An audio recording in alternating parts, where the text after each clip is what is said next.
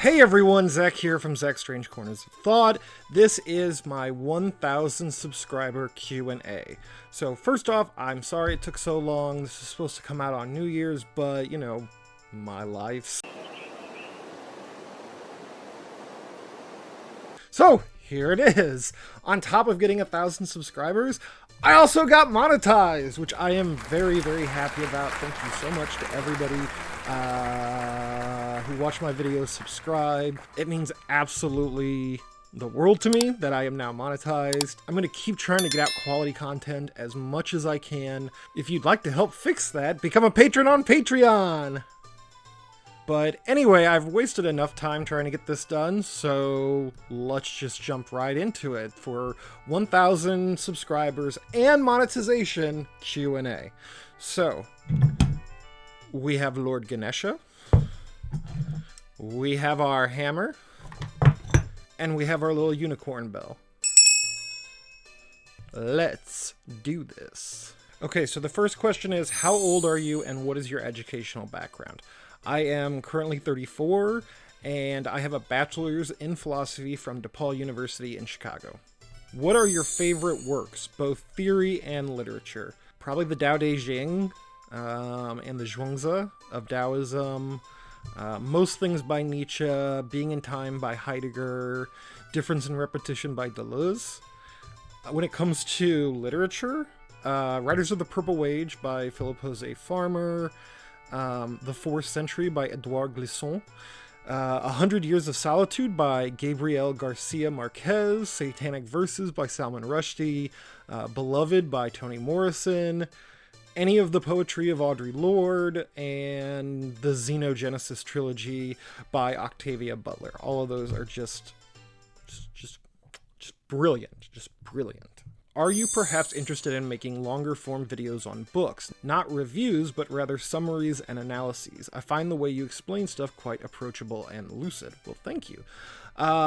I definitely have plans to keep making deep analyses of more texts. I've done a little bit of that so far, especially with Caliban and the Witch by philosopher Silvia Federici.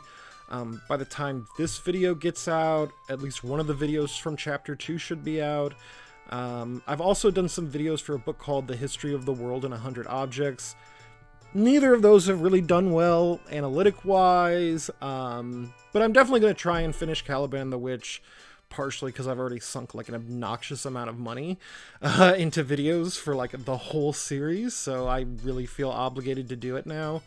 Some future ideas I have for deep analyses: Martin Heidegger's Being in Time, and his lecture What is Called Thinking, Nietzsche's Thus Spake Zarathustra, and Gilles Deleuze's Difference in Repetition. If you have other texts that you would really like me to look at and do a deep analysis, leave your thoughts in the comments. Do you have any opinions on Georges Bataille? He is one of my favorite theorists. Yeah, I actually read The Accursed Share in preparation for this video, and I saw how his ideas influence postmodernists like Foucault and Derrida and Deleuze. I think, at least in The Accursed Share, what I've read so far, he talks about how there's a restricted economy that just deals with questions of production, and then there's a general economy that goes beyond that and also deals with things like waste. Like, not everything that we do is productive. A lot of it is very wasteful, and some of it is necessarily so. So, like, the sun gives out light without any, forethought. It's an inanimate object as far as we know. And it gives out way more light than even hits the planet. So there's all this kind of like waste, this non-productive light that's not being used. And Bataille's like, well, you can't just ignore that if you're trying to look at a general economy of anything, whether it's a specific institution, whether it's the political economy, whether it's the economic economy, which kind of sounds redundant, or a power economy, anything. You have to be able to include that. Have you engaged with Nick Land, specifically Fanged Noumena? I have never read any Nick Land. I've had a couple people recommend Fanged Noumena, but I just haven't had the time to read it yet. Do you think we, those on the left, will ever be able to move away from impotent moralism? As a nihilistic, disaffected, cynical millennial, no. I don't really. I mean, okay, actually, I think I'm going to try and answer this a couple of different ways. My own experience in central Illinois, which is where I live, has been you can get some things done, but it's very difficult to kind of sustain these mass movements. There's been a lot of talk about how the left is constantly eating each other. Usually it's argued that it's like a purity test, as far as like whose theory is the most pure, is the most just, etc. That hasn't really been my experience. My experience has been like deep interpersonal relationships being destroyed by things that like really hurt you, like really badly. If you want to learn more, you can go to my blog, strangecornersofthought.com, and just type in DSA Blono, and you'll be able to see exactly what I'm talking about. You know, I think the squad in the U.S. Congress has been a complete failure. To me, they've done nothing. What little power they have, they don't seem to have wielded it effectively in any way. I know DSA in my area of central Illinois, and from other things that I've heard anecdotally, kind of seems to be a failure. At the same time, I'm hesitant to just say that that is the case everywhere, because I don't know. There are quote-unquote progressives that are winning elections. There are progressive ideas that are working, or that are being implemented. So, for instance, in Illinois, which is, again, where I live, we passed a bill abolishing cash bail. It hasn't gone into effect yet because there's some jackasses that keep holding it up, and it's tied up in the courts. It's going to get ruled in our favor eventually, but it's just a pain in the ass because it was supposed to happen at the beginning of this year, and a lot of us were very upset after years and years and years and years and years of working on this that we couldn't get that that we can't get this like fully implemented. But once it is implemented, it will have a defundist effect because it's going to reduce jail populations. At least that's our belief, that not just short term, but in the long term, abolishing cash bail will reduce jail populations. And so if you don't have as big of a jail population, the jail doesn't suck up as much money as it once did. It's not a site of profit like it is now. And I'm not talking that the jail itself is personally running a profit. I'm saying that everything that sells things to jail, whether it's food, whether it's medical, whether it's telecommunication services, those are all points where profit is being made off of incarcerated people, off of the misery of off of human misery. And so that as an idea, right, as a kind of defundist idea, has been passed, and it is going to get done, and obviously we'll see what happens. So it's a mixed bag. I think on either a nationalistic level or an internationalistic level, and this could be my own lack of imagination, I don't know what's going to happen with that, whether that's even possible. It's definitely not possible right now. For like I said, a national or international leftist movement to really gain power at the level. I've seen local places where it's worked. I think the ideas have kind of trickled up in some cases to the state, but I just haven't seen it yet. Who is your favorite philosopher and why? Honestly, probably Lao Tzu and Zhuangzi from Taoism. I've been into Taoism since I was a young lad. My uncle got me into it. There's something about it that just like works. It's very polysemic.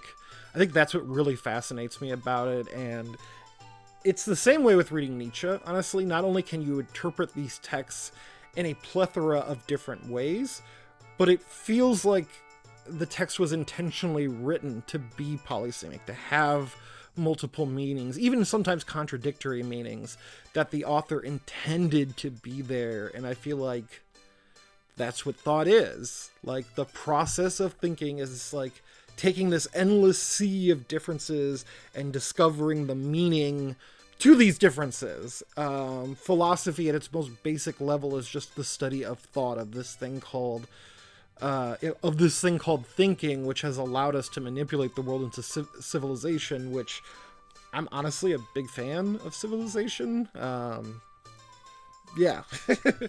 I was wondering what your favorite part of video making is, the idea phase, putting it all together, uncovering new ideas along the way, etc. Probably the idea, research, and writing phase. It's where you kind of take these disparate elements that are in the world and make them coherent. Like, that's what, if I ever say I thematize something, or something is thematicized, that's kind of what I mean, is like you're taking these disparate elements and you're making them coherent. In fact, you could argue the process of coming up with philosophical concepts is just that, is making coherent all these kind of disparate elements. Even with like my TLDR shorts, like those shorts are honestly, I see a meme, I think it's funny, and I'm like, I can make that into a video. And it can be as simple as like a play on words, or a funny way of defining something, anything where you're manipulating words. Like, words, man. Seriously, whoever invented language or communication is going places in life. Like, they're a real up-and-comer. Like, just words, man. Like, the logos is fucking dope. I don't know how else to explain that.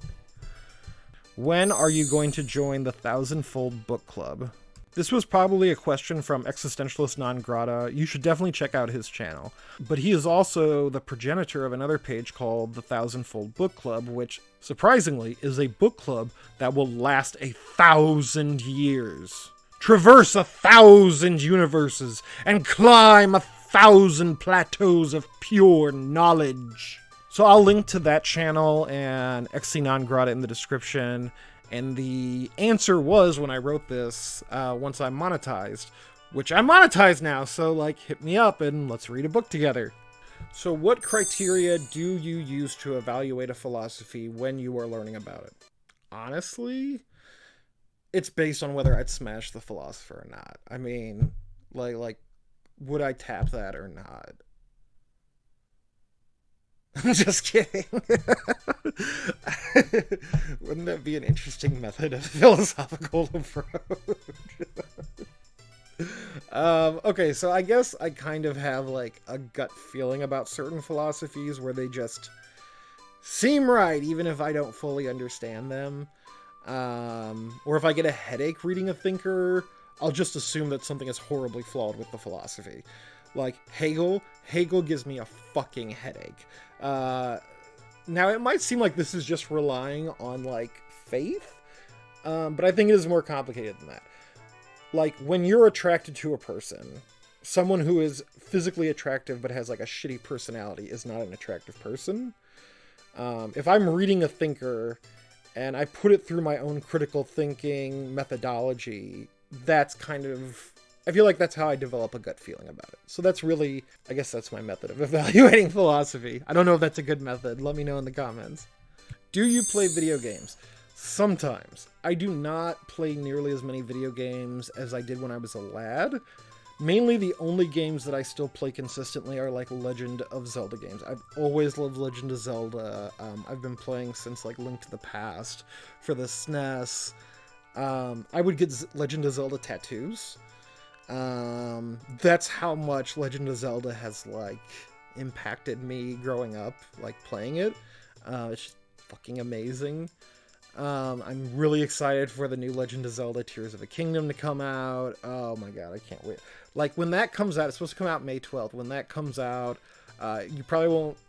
If you do see anything of me from that time period, it's going to be stuff that I did beforehand, because I am going to just play that game nonstop. In fact, when I first played Breath of the Wild for the Switch, I literally, for 2 weeks straight, like 10 hours a day, did nothing but play Breath of the Wild. That's how fucking amazing that game is.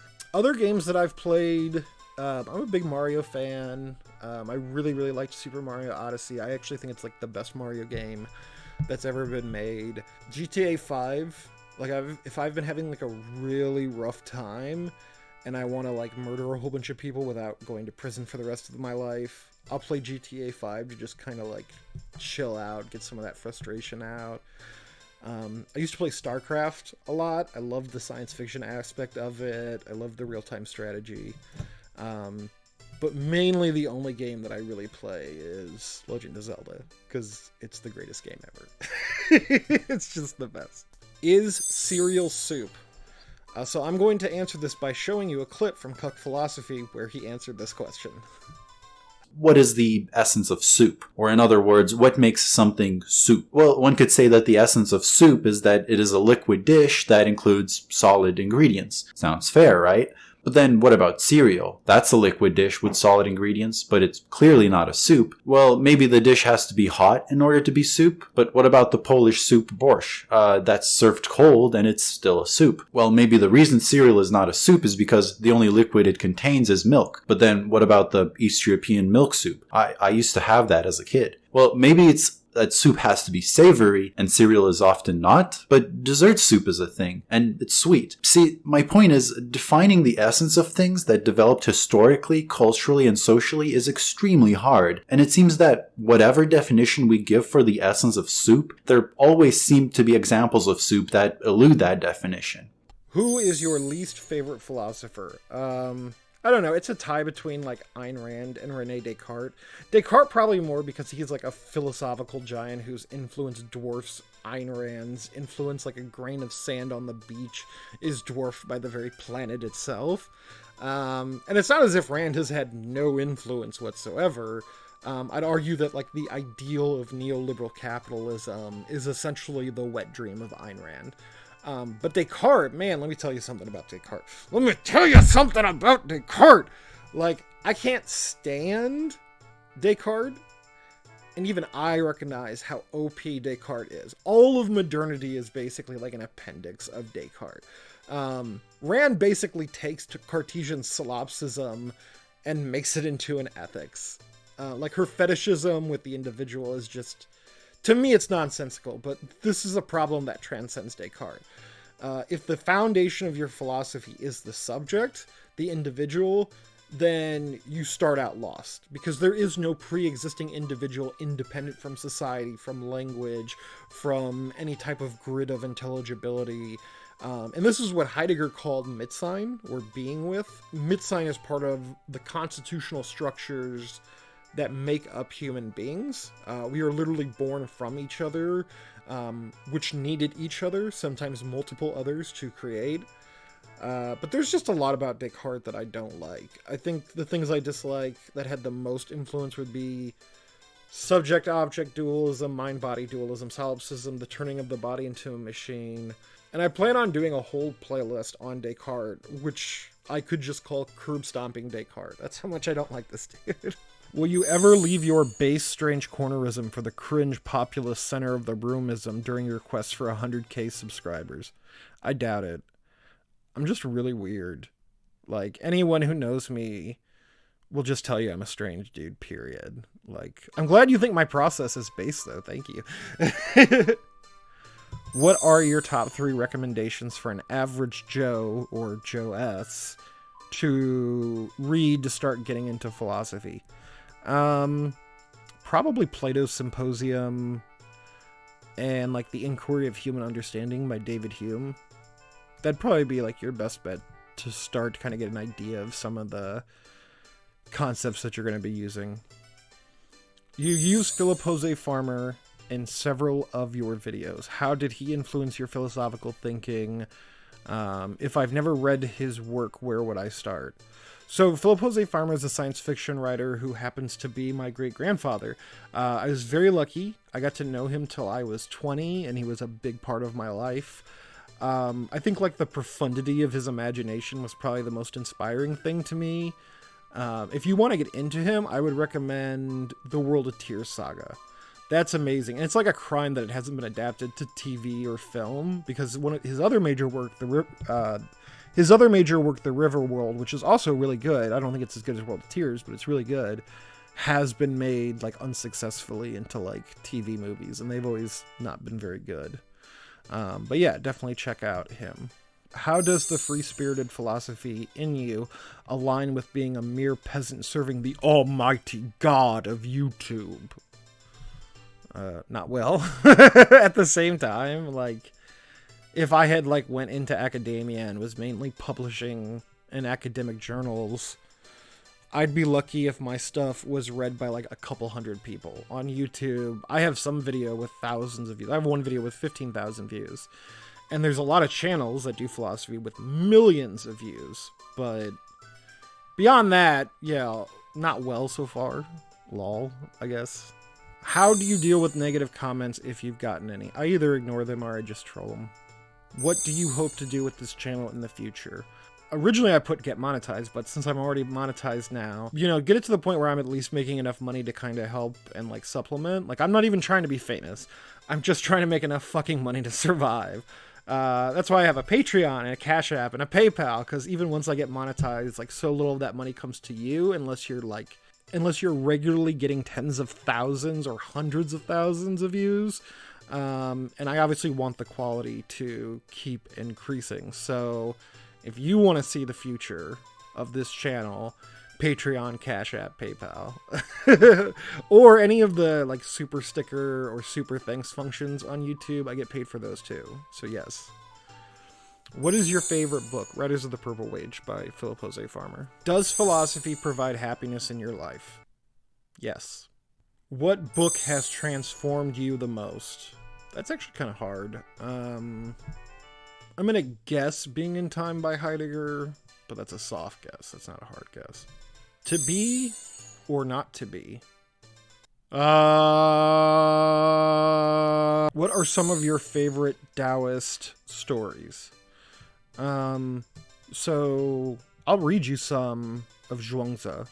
So one of Zhuangzi's stories is, Zhuangzi's wife died. When Huiji went to convey his condolences, he found Zhuangzi sitting with his legs sprawled out, pounding on a tub and singing. You lived with her. She brought up your children and grew old, said Huiji. It should be enough simply not to weep at her death, but pounding on a tub and singing. This is going too far, isn't it? Zhuangzi said, You're wrong! When she first died, do you think I didn't grieve like anyone else? But I looked back to her beginning and the time before she was born. Here's another one. When Zhuangzi went to Shu, he saw an old skull, all dry and parched. He poked it with his carriage whip, and then asked, Sir, were you greedy for life and forgetful of reason, and so came to this? Was your state overthrown? And did you bow beneath the axe, and so came to this? Did you do some evil deed, and were you ashamed to bring disgrace on your parents and family, and so came to this? Was it through the pangs of cold and hunger that you came to this? Or did your springs and autumns pile up until they brought you to this? When he had finished speaking, he dragged the skull over and, using it for a pillow, lay down to sleep. It's an odd pillow. In the middle of the night, the skull came to him in a dream and said, You chatter like a rhetorician, and all your words betray the entanglements of a living man. The dead know nothing of these. Would you like to hear a lecture on the dead? Indeed, said Zhuangzi. The skull said, Among the dead there are no rulers above, no subjects below, and no chores of the four seasons. With nothing to do, our springs and autumns are as endless as heaven and earth. A king facing south on his throne could have no more happiness than this. Zhuangzi couldn't believe this and said, If I got the arbiter of fate to give you a body again, make you some bones and flesh, return you to your parents and family and your old home and friends, would you want that? Wouldn't you? The skull frowned severely, wrinkling up its brow. How does a skull have wrinkles? Anyway, why would I throw away more happiness than that of a king on a throne and take on the troubles of a human being, it said. Okay, here's the last one of my favorite Taoist tales. Master Song Hu likewise said, When Shun was about to die, he carefully instructed you in these words, Mark what I say.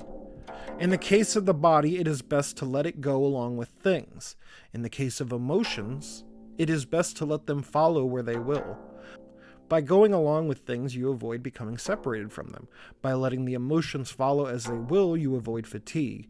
And when there is no separation or fatigue, then you need not seek any outward adornment or depend on the body. And when you no longer seek outward adornment or depend on the body, you have in fact ceased to depend on any material thing. Is humanity worth saving? I mean, probably yes. I mean, in order for humanity to be saved, I'll use the example of like global annihilation from global warming. There's specific things that need to be done, specific systemic changes, and if those aren't done, it's the end of the species. So, I mean, it's either going to happen or it won't. Like, it's either going to happen or it won't. Those are the options. How many cats do you have, and what are their names? I made a couple shorts about this. I have 3 cats, but here are the shorts. Show us a picture of your cat, and show us a picture of what your cat's named after.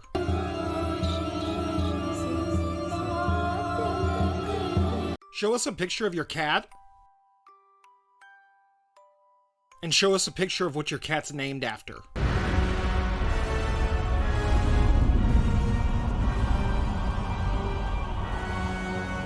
Show us a picture of your cat, and show us a picture of what your cat's named after.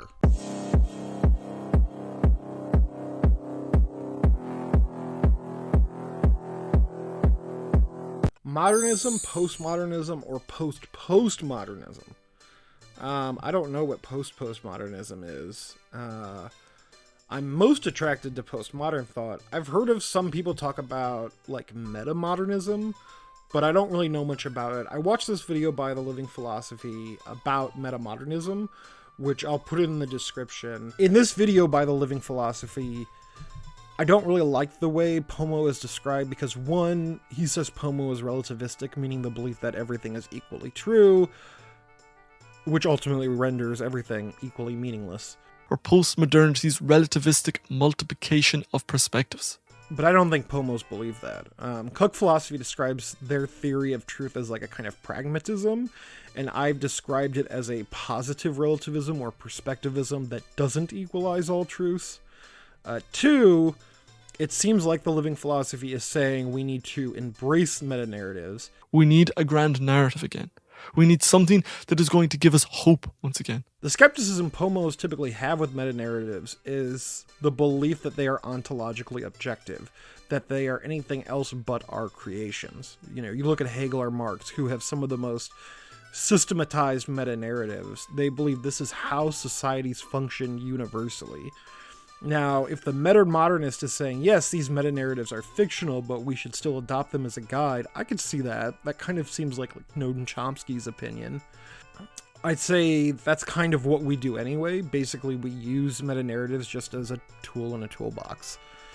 But if you're saying we need to treat these narratives as if they are universal or foundational, I don't know how you do that without essentially falling back into the traps of aesthetic ideals. Also, there's this, I would say number 3 is that there's this belief, or what Living Philosophy says, is that postmodernists reject, like, progressive development, like that things will be progressively get better. Metamodernism is qualitatively very, very different from postmodernism. It accepts progress, hierarchy, sincerity, spirituality, development, grand narratives, party politics, both and thinking, and much else. And again, I don't think that's true. I think they reject the idea that, again, it's like, which is again part of this meta-narrative thing, that it is a necessary fact that knowledge, morality, you know, things that happen in the world will naturally get better. And like somebody who's very skeptical of this is Foucault, who when he's looking at these different institutions, the medical institution, the putative institution, etc., he notices they aren't, you know, following a straight line, that they end up being all over the place, and they start in fits and bursts, and they have these grand moments of ignorance and all sorts of things, and that continues to happen to this day. I mean, just look at how complicated everything around COVID has been as far as, scientifically progressive. But do check out the Living Philosophy's video on the subject, and subscribe to his channel. I haven't really read any of the main theorists of metamodernism, though. I hope that answers your question. How do you feel about Foucault and the nature of power? I'm a big Foucault stan, and I do think his understanding of power was kind of revolutionary. I have a video called Power and Knowledge about Game of Thrones that explains this well, but it's like my third video, so it's kind of super cringe for me now. I should definitely make a new video about Foucault and power. Thoughts on AI and the ethical implications of using data of other creations. I mean, AI could lead to Nimrod, if you're familiar with X-Men lore. If you're not familiar, the X-Men are a group of superhero mutants, and mutants are humans that have a specific X gene that grants them some type of, power. Naturally, humans are scared of mutants, so they develop these robots called Sentinels to destroy the mutants, and the Sentinels' prime directive is to protect humans from mutants. They start out pretty rudimentary, but get progressively more advanced as their algorithms are improved on. The Sentinels become autonomous and realize that because mutants are ultimately humans, that in order to protect humanity, they have to protect humanity from itself, so they just conquer the world. I guess I'm against it. What's your favorite food? Anything chocolate related. Why am I an activist? Why I'm into the causes I'm into? I have, and I described this on my About Me section on my website, I basically have like 3 different parts of my life. There's philosophy, which is on here. There's activism, and then there's kind of like independent journalism. And obviously the activism and the independent journalism are like way more connected to each other than the philosophy, but they all influence each other. And these are like compulsions that I feel I have to do. So, if something happens, so for instance, I forget if it was 2020 or 2021. I think it was 2021. I think it was back in 2020. There was this article that came out saying that I believe it was a certain Georgia immigrant detention center was doing forced hysterectomies on women. And I just felt compelled to like join a protest and go out and do that. Like I wouldn't feel right if I didn't go do that. But yeah, it's just, I feel like these compulsions, why I'm into the causes I'm into, because I think they're right. Like, I kind of want to improve people's happiness in general, and I want to get rid of systems that make it worse. So I guess that's why I'm into the causes that I'm into. I don't know. I'm not particularly sophisticated with any of this, so maybe I'm treading into really well-covered ground and none of this is particularly interesting, or maybe the arguments of postmodernism and say the debate around Twitter/government collusion just rhyme as opposed to actually adding up too much. But I was wondering if you had any opinion on this. Specifically, I am curious if you see a way out of our current predicament of untrustworthy information. I mean, you'd have to interrogate the word trustworthiness and what it means. I have increasingly become skeptical of institutions, and especially government institutions, that claim to have the authority on what is trustworthy and what is not. I live in the United States. Our government lies to us all the fucking time. I think there's also been a big development of like a kind of disinformation industrial complex where you have governments funding like private NGOs, and those NGOs or those think tanks basically say, well, we're the fact checkers. You should hire us and we'll fact check stuff and we'll show you how to spot what we consider to be misinformation. One of these was like Hamilton 68, I think, and it was about a lot of the Russiagate stuff. And it was saying, well, we have an algorithm that can figure out what tweets on Twitter or even like on Facebook and stuff are actually Russian bots. And something that we found in the Twitter files is that employees at Twitter were able to basically reverse engineer that algorithm. And the post that this Hamilton 68 algorithm was flagging as Russian bots, as Russian disinformation, because Twitter has like the IP addresses. They have like they know where generally the account holders live, where these tweets are coming from. They found out that in like the overwhelming majority of cases, they weren't in the overwhelming majority of cases where tweets were being flagged as Russian bots, they weren't actually Russian bots. So yeah, I mean, I've been hearing, Michael Schellenberger, who was one of the Twitter Files journalists, he's been saying that we have to essentially, like, freedom of speech also means like the freedom to be wrong, and that if you don't allow things that are wrong into the public sphere where they can then be debated and determine whether they're wrong or not, you don't actually have freedom of speech. And a lot of stuff that was labeled, especially during COVID, as misinformation or disinformation, some of it was, but a lot of it wasn't. Like the lab leak theory. I mean, that was, like, you had social media sites that wouldn't allow you to post about the lab leak theory, or somehow you would be called a racist for believing in the lab leak theory. And now it's probably the most common sense one that there is right now. It's very likely that COVID started as a lab leak. At least I believe so. There's other things. If you look at, the Uvalde, Texas school massacre, the police just kept lying over and over and over and having to change their story and had to adjust this. And then it was lie on top of lie on top of lie. And I don't think people understand. As somebody who, like, my journalism involves policing, tracking policing and incarceration and stuff like that, police lie all the time. It's just most of the time we don't question it. Uvalde was like this situation where it was just so blatant that they weren't telling the truth that it really kind of exposed how much these state actors are willing to lie to people. So I guess those are some examples and preliminary questioning of the word trustworthiness. I hope that helps. Okay, so there were a couple of other questions, but they were such good and deep questions that I'm going to have to make them into completely separate videos.